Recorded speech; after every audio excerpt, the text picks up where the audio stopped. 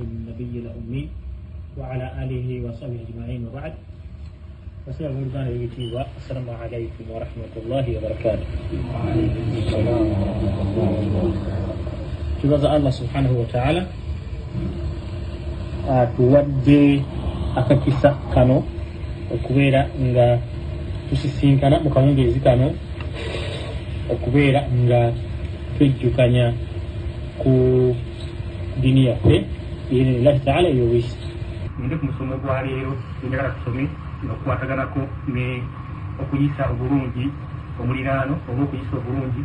musiraamu munno. Tatimiman lilfaida njagala tujjuze emigaso egyali mu musomo gwaffe ogwayita biidhnillahi tabaraka wa ta'ala. Njagala twongereko hadisi eno nga evaako Iyaadu bunu Himaarin radiyallahu anhu agamba mbaka Muhammad sallallahu alayhi wa sallam yagamba nti ahlul janna thalatha. Mbaka sallallahu alayhi wa sallam bwayigira bwatyo omulundi gumu kibeera kyamugaso, kibeera kyamagezi, kibeera kirungi okubeera nti buli muntu yenna eyakkiriza nabbi Muhammad sallallahu alayhi wa sallam ateekayo amagezi okuwuliriza ezo categories nabbi sallallahu alayhi wa sallam zaatoolyeko zayogeddeko mwendi oba siriini olwokubanga nebwe waba akyogera kiri mutulaka aba kitadde bakitwaliramu amun, bakitwaliramu buli muntu yenna. Naye nabbi agambye sallallahu alayhi wa sallam mu hadiisi eno nti ahlul janna thalatha, bano abantu bamitegeesa bommanga eb'omujjana makulu obeeranga owulidde omu ku bantu mu nsi muno ng'agwa mugumu ku gino emitegeesa engenda okumenya omanyanga nti omuntu wa mujjana, oba gwe kennyini awuliriza bwe wewulira mulinga oli mugumu kwegyo emiteeko esatu Allah subhanahu wa ta'ala amin nabi sallallahu alayhi wa sallam yagenda okwogerako wano. Alhamdulillah kanika jakuza nywererako ekyo kyoliko ekyakufuula okubeera mugumu kwegyo emiteeko ogenderere obaoli awo Allah subhanahu wa ta'ala n'abeeranga akuyingiza ejjana. Mbaka agambibwa ati batukimanyi nti nabi sallallahu alayhi wa sallam yalinga tayogera nga ajja kukwagala kwa mwoyo, obola yalinga ayogera nga bubaka in huwa illa wahyun yuha allamahu shadidul quwa. Buli kyonna kyeyalinga ayogera Muhammad sallallahu alayhi wa sallam bwalinga bubaka obuva wa Allah subhanahu wa ta'ala, era nga kaba kumutanda naaba nga yayogera ekintu kyonna ekitali bubaka nakiyigiriza abantu nga Allah subhanahu wa ta'ala si yamulagidde okukibayigiriza, si yakimusindikidde okukibayigiriza. Allah subhanahu wa ta'ala agamba la akhadna minhu bilyamin thumma la'akhadnahu bilyamin thumma laqata'na minhu alwatin.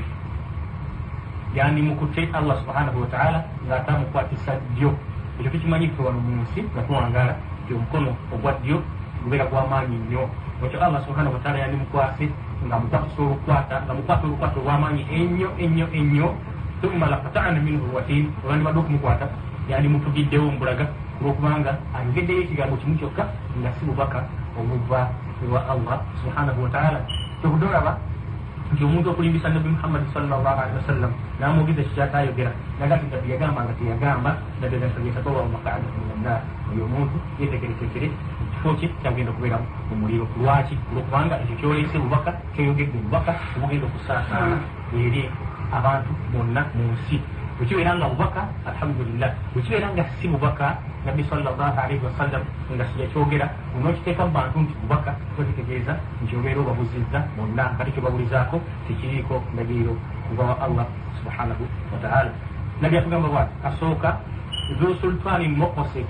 muqsitun ye muqsitin, asooka ye muntu abeera nga mukulembeze naye nga mwenkanyakanya.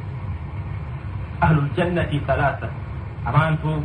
abagenda okuyingira ejjana bamiteeko gino esatu. Asooka zu sultani muqsitun, ye mukulembeze ayina obuyinza nga mwenkanya makulu nga teyeekubiira mu bukulembeze bwe eri abantu abo batwala. Kiba kitegeeza nti abakulembeze abasinga obungi mu kitundu tukimanyi nti babi, naye kiba tekitegeeza kitegeeza nti mulimu mubo abatali babi, mulimu abalungi. Kuba nabbi agambye nti mulimu ne ab'okuyingira ejjana. Nolwekyo bwabeera kabaka, bwabeera mukulembeze wa ku kyalo, bwabeera amiri wa kitundu, nabbi agambye sallallahu alayhi wa sallam nti bwabeera nga mwenkanya, bwabeera nga muntu mulamu, bwabeera nga teyeekubiira, bwabeera nga ali amin wa makkati mu bantu batwala, ng'abantu atuukiriza hakki zaabwe, nabbi agamba nti omukulembeze oyo wa mujjana. Awo nno okimanya oyigamu nti obukulembeze mulimu muzibu nnyo okutuukiriza. Kyovudde olaba nti bw'obeera ng'otuukiriza n'obeera mwenkanya n'obeera mu makkati, Allah subhanahu wa ta'ala agenda kukwejjana insha Allah tabaraka wa ta'ala. Sakyo kyokka obukulembeze bwe muqsitun nga mwenkanyakanya, wabula mutaswaddiqun nga akwata mu maali gy'alinako obuvunaanyizibwa n'asaddakira abantu batwala n'asaddaka mu kkubo lya Allah subhanahu wa ta'ala. So si kubeera nga ddira emaali ey'Omuisiraamu oba emaali gy'alina naaba nga agyekomye, naaba nga awaako bantu be ba mu nnyumba, naaba nga awaako bantu be ba luganda lwe, kyokka nga abantu balala bonaabona, so nga ate emaali y'Omuisiraamu mutaswaddiqun, ate kubeera nga asaddakira abantu bakulembera oyo omu. Nabi sallallahu alaihi wasallam owokubiri wa rajulun, ye musajja, ye mukyala, ye muntu rahimun, ng'alina ekisa kingi nnyo mu mutima gwe, ng'alina ekisa kingi nnyo mu mutima gwe, nga musaasizi nnyo. Raqiiqu alqalbi, ng'omutima gwe gwa luwewere. Amakulu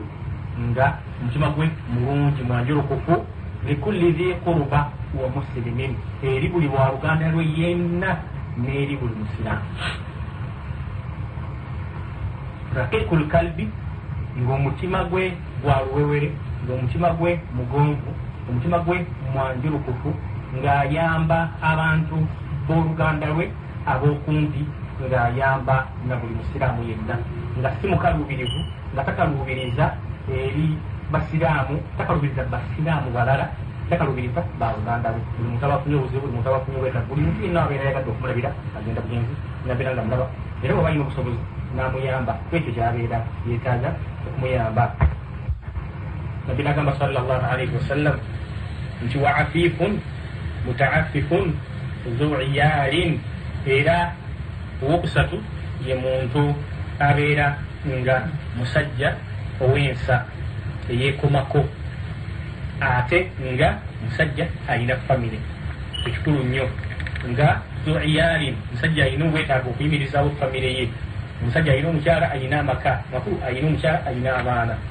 oyo musajja nga afiifun mutaaffifun, nga yeekomako, nga tasabiriza, nga teyeekuza, nga mukakkamu, nga alwana okulaba nga alafuka okulaba nti ayimirizaawo famire ye, nga tasabiriza bantu. Ekirala nga mutaaffifun, nga wansa, nga tayenda makulu, nga mukyala we gwalina oba bakyala we balina bamumala, nga tawankawanka kubeera nga ayenda ebweru. Nabyaga nti omu kwabo abasatu omulabanga oba yegwe omanya nti insha allahu taala ejja kuyingira ejjana, Allah wali bakkiriza. Wa ahlu nnaari, ate gino emiteeko wammanga etaano jjojja abantu bamuliro, amagezi gateekeyo nnyo. Wa ahlu nnaari khamsa, emiteeko gino wammanga emiteeko etaano jjojja abantu bamuliro. Obanga olina gw'omanyi nga agwamugumu ku gino emiteeko, obanga yeggwe weekaabireko, era lwana okulaba nti ofunye akakisa kanene nnyo okakozesa kano ng'okyali mulamu, weetaggulule, weesumulule emiguwa n'enjegere ebyo ebikusibye bantu b'omuliro. Asooka nabbi yagaa nti addaif alladhi la zabura lahu, ye muntu omunafu, la zabura lahu. Abakugu baali banyonyera ekigambo zabura, bagamba nti la ra'ya lahu wala aqilun kamilun yaqiluhu wa yamna'uhu an irtikabi ma la yanbaghi. Ye muntu abatalina magezi majjuvu, nga amagezi ago gamuyamba okwawula ti kino kikyamu sijja kukikola, kino kirungi nja kukikola. Nabbi agamba sallallahu alaihi wasallam addaif alladhi la zabura lahu, ye muntu abeera nga amagezi ge manafu nnyo, talina magezi, nga tategeera, nga tasobola kuleeta ra'ayi makulu, kwefunira kirowoozo nga kimulaga nti kino kikyamu sijja kukikola, kino kituufu nja kukikola. Kitegeeza nti omuntu oyo kyasanga kyakola mu biseera wonna babayagalidde okukikolera mu bifo wonna babayagalidde okukikolera. Abantu abafaanana bwe batyo bw'osanga nga tayawula wakati w'omusajja omukulu omukadde ne omwana omuto. Bwatwitinga akaana bwaleekala okutwitinga n'omusajja omukulu, bwatwitinga maama we bwayagala okutwitinga n'omukyala bwatanze mu luguudo, bwatwitinga mukyala we bwayagala okutwitinga ne muwala we, wahakaza laza kulala. Talina magezi gawula nti kino kibeera bwe kiti, kino kibeera kibamu, talina hikima mu kintu nti kibeera mu muteeko gwakyo mukiteekeddwa okubeera. Abantu bafaanana bwe batyo bw'osanga nga asanze for instance ayingidde mu nnyumba y'omuntu wasanga waatuula, wayingira mu nnyumba y'omuntu nga ayingira mu bisenge bye, wayingira mu nnyumba y'omuntu ng'anunooza abaana be, ng'anunooza mukyala we. Ezo embeera ezifaanana bwe zityo laza kulala olaba omuntu nga alina ekisa ezifaanana bwe zityo omanya nga kyakabonero mu bubonero bw'omuntu obw'omuliro. Nabi bwatu yagamba sallallahu alaihi wasallam ekigambo ky'abantu okuyingira mu maka g'abantu n'abeera nga yeeyisanga bw'ayagala, naddala okubeera nga atunuulira mukyala w'omumaka omwo oba abaana b'omumaka omwo. Nabbi sallallahu alaihi wasallam ekigaana. Era Ibn Abbas radiyallahu anhu bwe yali nga kunula aya ya Allah subhanahu wa ta'ala egamba nti ya'lamu kha'inata al-a'yun, nti Allah subhanahu wa ta'ala amanyi obulyaz'amaanyi obukumpanya bw'amaaso. Ibn Abbas yagamba nti huwa rajulun, ye musajja ayingira mu maka ga munne, bw'atuuka mu maka ga munne ono nannyini nnyumba bw'aba amutaddeko amaaso nga boogera bwe bati banyumya, ono omusajja amaaso agateeka ku nannyini nnyumba era abeera ebirowoozo bye kwabitadde. Naye infatina yagamba nti infatina singa nannyini nnyumba abeera ng'ali naye amakulu ng'ayogera naye ng'ebirowoozo bya nannyini nnyumba abitaddeko n'omugenyi ebirowoozo byabiteekako. Kyokka nannyini nnyumba bw'amugyako ebirowoozo ono omwami eyamukyalidde ng'amaaso atandika okugatambuza mu nnyumba, bw'alaba omukyala ng'amutunuulira, amutunuulira mu maaso ng'ajja n'amutunuulira mabega ng'agenda. Ibn Abbas agamba nti Allah subhanahu wa ta'ala abeera amanyi ekiri mu kifuba ky'omuntu oyo. Allah yali ategeeza nti amaaso gaffe gabbirira ne gatunuulira haramu, oluvannyuma n'okomawo ne weewombeeka mu maaso ga munno ne weefuulanga munnajjinja amakulu nga nti tokutunuulira bitakukwatako.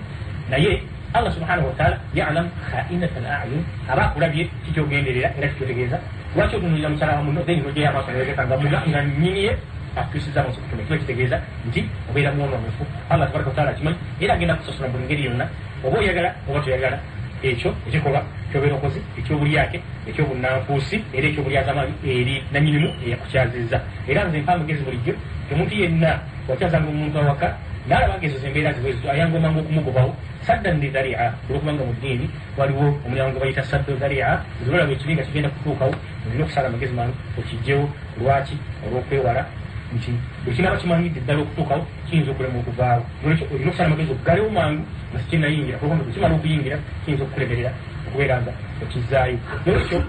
alladhi la zabura lahu, omuntu atalina magezi nga tategeera bulungi, takima bintu ebiteekeddwa kubeera. Nabbi agamba sallallahu alaihi wasallam alladhina hum fikum tabaun la yabghuna ahlan wala maalan. Bw'osanga abo nga bagenda benjeera bwenjeezi nga talina nteekateeka yonna nti Allah tabaraka wataala emusaba ndafuuba nga njasa enku entema emiti nsibe enku ngende ntunde, oba njokyamanda ngende ntunde, oba njiga okusiba emipiira mbere nga siba emipiira gy'emmotoka ne pikipiki oba n'obugaali nfunemu sente. La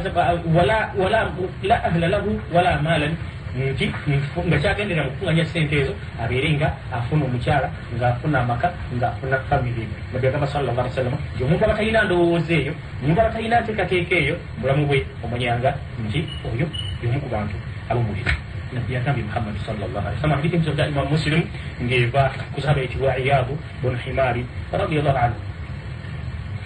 Owokubiri Nabbi agamba sallallahu alaihi wasallam nti wal kha'in, n'omulyazaamaanyi,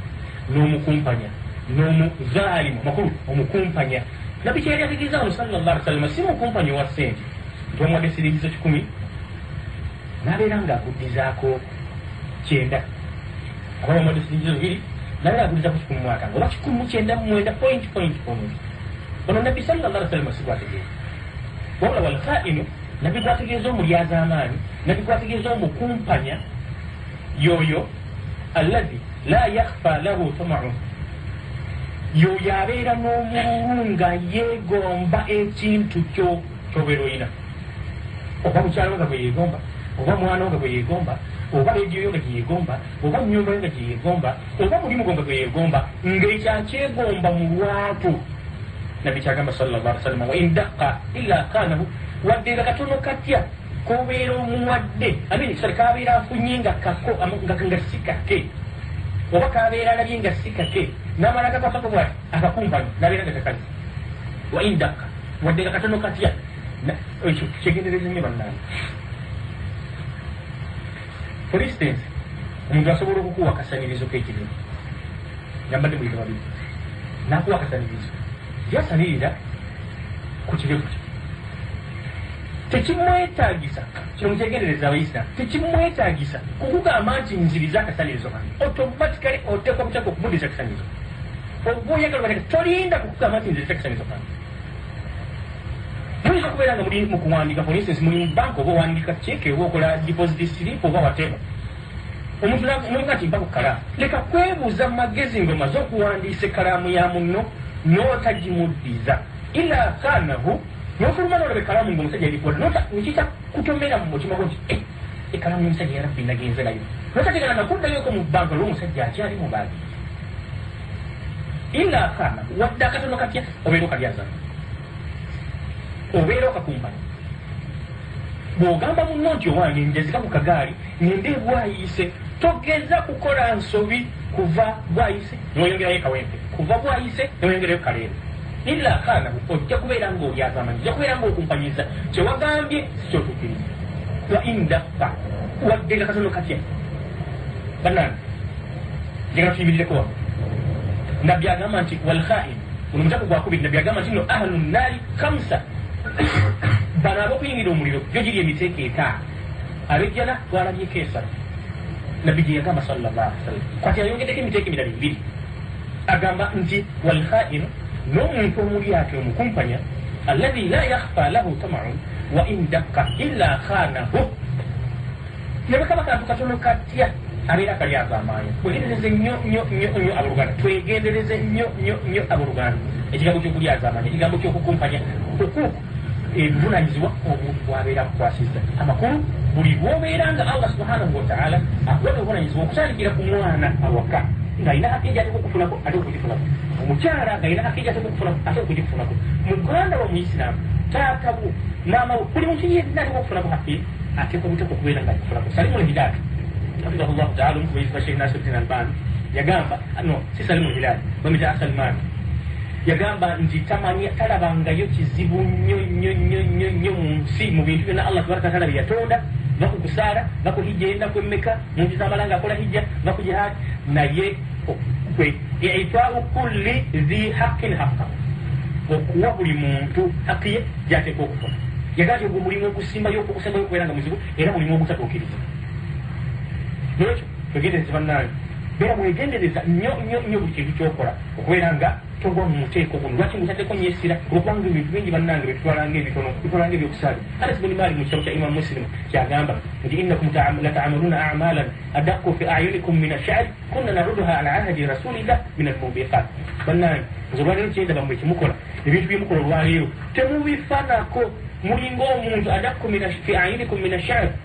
mulinga omuntu abadde akutte akasalirizo ng'asalirira enviiri nezimugwako ku kibegabega nezimugwako mu kifuba oluvannyuma nakunkumula bwati olugoye zonna neziyiika eri nga tafudde naye kulumwa nti embiri zange zino zikutuse embiri zange zino zinvuddeko zizino nziyi eri nga tafudde nayo mwebyono byemukola olwaleero bwe mutu bwe mubira bantu ya wansi temuli mugaso nakamunaketebala kunna narudduha ala ahdi rasulillah min almubiqaati naye nno ffe ku mulembe gwa nabbi sallallahu alaihi wasallam twaberera naye omuntu bwe yakolanga ekimu ku byonoona ebyo nga tumanya nti yazikiridde min almubiqaati nga tumanya nti yazikiridde asaanyirewo neza buluganda twegendereze obwegendereza osobola okubeera nga bakika kya waggulu nabbi agambye sallallahu alaihi wasallam nti walkhainu ye muntu omulyaza amaanyi alladhi la yakhfa lahu tamaun nga tasobola kwekweka omulugube gwe n'okugamba okululunkanira ebintu by'edduniya miskini no nga nabbi bwagambye sallallahu alaihi wasallam era bibeera gya dduniya la yakhfa lahu tamaun omululu okululunkanira ebintu byonna wallahi bibeera gya dduniya tewaliiwo kintu kyonna kibeera nga kyakhira ne bakugamba nti ate okiryazamanyiza ne bakugamba nti ate okiruvuwalidde webeera duha naawe osaala yiyo okubeera ku saddaaka naawe osaddaaka lulu naye wallahi la yakhfa lahu tamaan nakantu akatunda ennyo omuntu aba ayagala kadi aba ayagala kalyazamanya aba ayagala kakumpanya olunaku olumu ze nali mu motoka n'emmotoka zino ezakamenye nga nina essimu ya mobile kati nali n'omuntu gwenjogera naye n'emmotoka neetuukaawo neninya emmotoka kati essimu nengiteeka bweki mu nsawo yange eyogere nga linyambadde kati ensawo yali erinaanye omusajja nga ninaanye bwati ngaomusajja alina ekisawo mu ngalo muvubuka muto myaka nga 22 oba 23 oba 25 bwe nagiteeka bweki wano imagine omuvubuka oyo simulabangako yali mukaafiiri of course simulabangako simumanyi yava ewe nga tamanyi nga tandabanga nako nga tasubira kyanalaba omusajja afaanana nganze nga tasubira kyanalaba omusajja alina essimu nga talina pulaani yonna naye bwe yalaba nga nzigye essimu bweti njogera n'omuntu naalaba nga maze okugera naye ngitadde mu nsawo ensawo emuliranye ku saidi eya ddyo tamaa fiihi nakakasagi kangi naafuna tamau naafuna okululunkana naafuna obwetaaga okubba essimu eyo kyeyakola nagira ekitabo kyeyalina mu ngalo nga kyereere nakinteeka bwati okumpi nakiteeka wakati wange naye natandika okusikamu essimu mu nsawo wallahi allah yansaasira essimu yali amaze okugitoolayo wansi ng'agikutte emmotoka buli yagwanga mu kinya oba mu kasiriko ng'asika amakulu ng'ayingiza omukono ng'asika ngatwala naye allah yamanyi wallahi engeri gyatasamu abantu kyenagamba ngenda kati nkigamba muganda wange mu bintu bye banga weemanyiiza mu ddiini kakasanga nti weemanyiiza kale ebintu ebyokukugasa kakasanga nti weemanyiiza ebintu ebyokukugasa nga ki ngaokamanyiiza nyo ekigamba shahada la ilaha illa llah buli kaseera tomanya munange allah wakutwalira wallahi tomanya kiseera allah wa striking okubeera ng'akujja mu nsi kale kakutwala n'ekigambo nti la ilaha illa llah nekyekyakumanyira naye gwe nobeera nga wamanyira kuwemula wamanyira kulayira nnyoko ayinza n'okubanga musiriki omanyira kulayira bintu bya bwononefu omanyira kwogera bintu bitaliimu makulu era allah tabaraka wataala waba strikings nakutwala n'ekyo wemanyiza ebintu ebyokugasa bwebanga ofuluma mu nnyumba bisimillah tawakkaltu ala llah wala hawla wala quwata illa billah fuluma mu nnyumba ogenda wemanyiza ebintu kale obanga biryebirala bikulemye oba kale ebyakhira obanga okekulemye okusaala obwokulala bikulemye okusiiba oli mu duniya owankawanka nayo kale nga oyinza n'okubanga tubikakasa bulungi nti ddala gyebiriyo kale wemanyiza bino ebyokukuyamba ng'ekyo ekyokusaba edduwa eyo ng'ofuluma mu nnyumba yo mulimu obulungi buddawa budda eri gwe bwobanga osaba edduwa nga biidhinillahi taala obulirawo allah subhanahu wataala akutaasa essimu ng'eyo tebategikubbako akutaasa mukono obadde ogenda okwetanga ewali abantu abalina ekiso abalindiridde okusala bakutte oba bakutisa ekise n'ekiso bakunyageko ebintu byo allah tabaraka wataala nakuwa ilhamu n'owekirira mu kkuba eddala bw'osanga omuntu nga moloka emufuddeko bw'osanga omuntu ng'ekinya nga agudde mu kinya okubulukukutuse bw'osanga omuntu nga moloka emutomedde bw'osanga omuntu nga alina obulwadde bwolina ow'engeri yonna gamba nti alhamdulillah alladhi aafani mimma btalaka bihi wa faddalani ala kathirin mimman khalaqa takbira nabbi agamba sallallahu alaihi wasallam musayotarege gwa tarhib nti omuntu asoma edduwa eyo nga labye omuntu yenna mu butala allah gwagezeza n'ekintu kyonna allah subhanahu wataala tamutuusaako kige mu kifaanananga ekyoyo tamutuusaako kigezo kifaanananga ekyoyo allah kimugirawo kale wakiri wemanyiza ebintu ng'ebyo ebyokugasa amakulu ebyokuyamba gwenga wano ku nsi sokoleka ebyakhira ebyokugambye ebya duha ebyolukuna n'olukutaano ebyakyaa oyinza n'okuba kale nga tobikkiriza naye wemanyize okusooka wemanyize ebintu ebyokukuyamba wano ku nsi olwokubanga obulungi bulimu buli so much open temulimu any ambiguity temulimu butategereka bwonna wabula bitegereka bulungi obulungi obulimu budde erikwe allah subhanahu wataala yantaasa omusajja oyo yali asitula essimu oba gwali mulundi gwakubiri oba yali first try oba second negiwulira bwe nakyuka bwenti nga sigende nakugenderera imagine nga sirina nekirowoozo kyonna nti omusajja onanzika wallahi allah yesigaliza okumanya ebyekwezi omusajja naata essimu kasi tanamutulira bwenti naata essimu neddawo negwa mu nsawo yange alhamdulillah nenkwatawo bwenti nemutunulira nga feesi gyataddeko obukambwe bwalina ninga nze mbadde mubaka essimu نبي جاكبا صلى الله عليه وسلم والخائن الذي لا يخفى له طمع وإن دق إلا خانه akasimu obusimu ako takimanye nti kayinza okumubirako biidhinillahi taala abanabisi bakafiri banne okumutta gyomubbi omubbi watandika okukuba watandika kuba kwisha akasimu obusimu kagenda okufuna busiringi 10,000 oba mutwalo gumu afiira yajja nga tateesete sente agenda kubba ekyo tekyatandika kuolwo wallahi ekisawo kye yali akutte mu ngalo kyeyandikako oluvannyuma nobuli abantu nti bweba tubakola akuteekako ekintu oba kijja kikuteeka mu maaso oba era vidiyo mulala ayimiriza bwati mu maaso go kugamba ne bakusiikiriza n'abeera ng'akunyaza naye bisikini weewunye nti omusajja teyava wakaawe ng'agenderera kubba bwatyo si bwe yatandika kuba si bwe gwali busosa okubba yatandika dda n'agenda ng'amanyira ng'omutima guguba n'abantu takyawulira amakulu illa khanahu wadde katono katya abeera kati ayagala kukabba buli konna kaalabi abeera ayagala kukabba abeera ayagala kukatwala mu bulungi ne mu bubi nebyaga nti oli wafaanana bwatyo wa muliro. There is no question about that. Owokusatu nabbi agamba sallallahu alaihi wasallam nti warajulun ye musajja ye muntu ye mukyala la yusbihu wala yumsi illa wa huwa yukhadi'uka an ahlika wa malika ye muntu nga buli lunaku kyemutegerereze nnyo abaddu nga muwangala mu nsi ono nabbi gwayogerako anaateka okubeera nga muntu wo waakumpi kyetegeeza nga muntu wo waakumpi muki ayinza n'okubeera olusi nga wa luganda lwo ayinza n'okubeera olusi nga mukwano gwe gwobalanga mukwano gwo nabbi agamba bwati sallallahu alaihi wasallam nti warajulun era ye musajja la yusbihu wala yumsi ye musajja nga buli lwakeesa ku makya nga buli lwawungeeza illa wahuwa yukhadi'uka abeera akusabira magezi gakubeera atya an ahlika kulaba ng'ayenda ku mukyalawo kulaba ng'ayenda ku baana bo wa maalika kulaba ng'akunyagako maali. Bw'obanga okirina ekyo mumutima gwo gwawuliriza manya nti oli wa muliro ng'olina mukwano gwo naye kati mu kifo kyo gwoyinza okuba kati ng'omutegedde naye ng'owulira muli mu kifuba kyo mukyala we omwagala era oga nti singa abeerawo engeri yonna mukyala we wandimwenzeeko oba wandimwumbyeko feza abantu bameka abadde ab'emikwano newawukana olw'abakyala nga yemubbako mukyala we wamaalika teba batomeka abadde ab'emikwano nga baagala okukamala omukazi nga balinga kumpi okukamala obukamazi nga balinga kumpi ba luganda naye nga bayawukana lwa duniya nga bamubbako sente ze oba oli okuwulira nti alina akasente k'emisikini kafunye oba atunze kapolotike oba nteye oba kabanja ke n'ogenda sente n'ozimuwola okubanga kikakasa 100% nti oli mukwano gwe n'akwesiga sente n'azikuwa n'ogenda n'otazizza yukhadi'uka emaali ye n'ogimubbako ng'ogenderedde ozimuggyako bwoti kuba omuntu ngaoyo mubeera olusi mumanyi enokunya kiwali twayogera ku byebyennyanja twayogera ku byente twayogera ku byobutunda kangende nekola sente zimpe era misikini nozimu ngaomwesiga mukwano gwo kumbe bulijjo mbutuufu si mukwano gwo wabula aba ayagala buli kaseera aba ayagala kukutuusaako muntu omuntu aba ayagala okukutuusaako abatagenderera nti akulumi oluusi kiddamu abatagenderera nti akulumi oluusi wabula gy aba agenderera kusatisfyinga kwekusa kumatiza ekyo kyabeera ayagala. Nabbi agamba sallallahu alaihi wasallam nti obanga okimanyi muli mutima gwo nti olina mukwano gwo oba olina muganda wo oba olina omuntu owokumpi nga ddala ogezaako buli kaseera okulaba nga muli mutima gwo owulira kyayagala mukyala we oba muli mutima gwo owulira kyayagala omwana we naye ng'omwagala mubi kubanga mukyala womuntu automatically obeera omwagala mubi oba ng'oyagala omwana we ng'omwagala mubi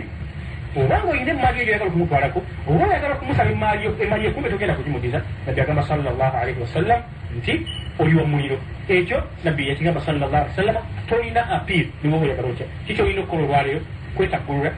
kuvaamu ntegeera eyo kubeera nga ovaamu nzikiriza eyo okubeera oyagala kuhadaa kubeera nga onyakula oba olyazamanya mukyala wa munno oba emaali ye oba abaana be abawala nga nabbi bwagambye nti an ahlika wa maalika. Nabbi agamba sallallahu alaihi wasallam nti amini sahabi agamba Iyadu bun Himarin radiyallahu anhu nti watakara albukhla nabbi nayogera ne ku bukodo omuntu okubeera nga mukodo nga tawaayo mukuli Allah subhanahu wa ta'ala aw alkizba nayogera ne ku bulimba omuntu okubeera nga bulimba ng'ayogera bya bulimba ye buli lwayogera ng'ayogera bya bulimba teyetegete takoze story nti kanteketeke ngenda kulimba naye ng'alimba yekanga bwe kanzi ng'alimba atandika okwogera ekintu nga kituufu wakati awo n'alimbirawo atandika okwogera ekintu nga kituufu ku nkomerero n'alimba wahakaza abeera nga ye mulimba wa shinviiri n'abeera nga ayogera ne ku muntu w'empisa embi omuntu w'empisa embi nayogeddeko ebintu ebyo mu maaso emabega katono omuntu w'empisa embi nga ye buli kimu kyasanga kyayogera mu bantu tagala nti kino kibeera wano kino kikolera wano kino kikolera wano walange wa mpisa mbi. Nabbi agamba sallallahu alaihi wasallam nti omuntu oyo wa muliro. Sahabi agamba nabbi kyeyasembyayo alfahash oba ekigambo ashinviiri sayyi'ul khuluqi ye muntu w'empisa embi alfahash omuwumuzi ayogera ebintu ebyobuwemu nabbi agamba sallallahu alaihi wasallam hadithi neyimisha kya Imam Muslim nti omuntu oyo abeera wa muliro. Ku kigambo kya yukhadi'uka wazeewa gukatono era nyingeemu ku hadithi eyo nabbi agamba sallallahu alaihi wasallam nti yukhadi'uka omuntu oyo abeera akusabira pulaani kakati bwawulira for instance nti maama wo mulwadde mu kyalo oba taata wo mulwadde mu kyalo mangu nnyo nga nti kale kyewandikoze waki togenze n'osulayo n'olaba maama nga bwali naki olulaba tukomyewo enkyoba okwosa nja nange nemugoberera be naye nga mubutuufu eno idea gyakuleetera eyokubeera nga akugamba okugenda okusula mu kyalo ayagala oveewo yegazanyize mu makaago abeeko obugambo obwama bwasuula mukyala we nga kyekyo ekizibu ekimuluma ayagala oveewo okugamba nti nogenda bwoti ayagala oveewo obeerenga amini abeerenga ajja mumakaago abeerenga yeseseza ku baana bo n'okwogera nabo ne mukyala we sekyo kyokka bw'omukaabira kiwange nina obuzibu bwa ssente nga kubantu mukyobokola genda mu banka weewole naku zino banka simbi genda mu banka weewole ndi akati ate banka ebempolita nti singayo ekyapa kyo tikyabagenderera kyabagenderera bwe kubeera ng'obuzibu bwa ssente banka egambe nti egenda kukusiba banka egambe nti egenda kujjako ekyapa kyo oba egambe nti egenda kujjako ennyumba yo oba egambe nti egenda kujjako emmotoka yo then abeere nga yeefuula akulunudde okuva mu buzibu naye nga akugula ku bbeeyi ya wansi ekintu kyo kyobadde nakyo ekigambo ekyo bannange ekyokutega abannaffe obukodyo ekyokutega bannaffe obutego nakitugenderera kwe kubeera nga tufuna ffe ebyo tuba tugenderedde kibi nnyo era nabbi yagamba sallallahu alaihi wasallam nti omuntu akikola tabeera wamuffe wasiraamu bw'obanga olina omusiraamu gwokoledde akakodyo konna for instance tuli wano nze naawe nga tutunda ffenna emaali yaffe nonga ati ane ebiro tobisuubula tebigenda nnyo nga mutufu gwe kyogenderera mukuŋŋaana okubisuubula oyagala gwoba obeera nabyo wekka osobola okubeera nga gwofuna amagoba so kugamba nti ononyeza bintu byeyo nobireeta n'obitunda wano nga muganda we talina kyakubuuziza kyonna otunda maali yo n'ogenda naye mu maaso naye bwe kituuka okubeera kyakubuuza tiwayi gundi amatooka ago wagagjeewa amalungi wegatundangetuwalimuga tiwa tegagenda gengera n'okwengera oba sekyo gyabagaseera nnyo oba sekyo gyaba tebagagala n'omusalira bwoti amagezi nga kyogenderamu kubeera nti tofuna obeera omuntu oyo omuttiridde muganda w'omuyisiraamu ekyo ekintu kiri haramu nabbi yakigana sallallahu alaihi wasallam n'okubeera ng'omutego obukodyo obanga emaali egaanyi okubeera ng'etambula n'omutego obukodyo nti ye naye gyaba aleeta nobeera nga bw'aba afunye roosi munno osanyuka kababeere bakyala nga bajja nabajja nga mukyala munne bw'afuna ekimulumye eri bbaawe ng'asanyuka amutego obukodyo omwami amunyiigire abeere ng'amugoba poliisi eyewaffe ku kyalo edda walingayo omusajja nga mugagga ng'alina abaana nga 50 nga mukafiiri yafa allah mwongereko omuliro omusajja oyo yalina abakyala waka kati abakyala babiri oba basatu ne bakola olukwe ne bekobalira mukyala munnaabwe ng'anywa omwenge naye ng'omwami yamugaana okunywa omwenge ng'anywa omwenge ngamala okunywa omwenge n'akomawo nagenda neyesiira mu kisenge nga timanye nti omwami tajja kuyitayo olwaleero ewuwe ekisanja si kyewuwe naye kolo bwe yanywa omwenge mungi muyitirivu omukyala ne bamuleeta banne bwe bamuleeta bwe yakomawo awaka ne bamukwakirira ne babanga abamuyamba ne bamutwala mu kisenge kye olwokubanga yali atamidde nnyo kiwanvu bamutwala mu ddiiro ne bamwebasa mu ddiiro wakati mu ddiiro lyabwe ddene omwami watuukira ne bamwambula engoye okuva eno wansi nga bumanyi abakyala bomubyalo ebikooyi ne bamwambula ebikooyi n'engoye ne bazikuba eno waggulu mu maaso ne bamwebasaawo ku ddiiro wakati alinamu n'abaana mu nnyumba eyo